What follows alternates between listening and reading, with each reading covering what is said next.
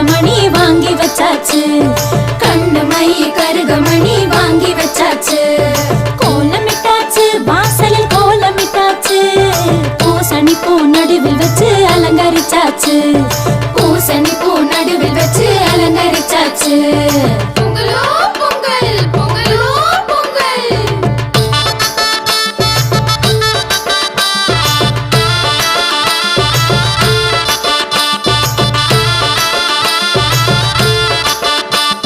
போகி வந்தாச்சு, இப்போ போகி வந்தாச்சு.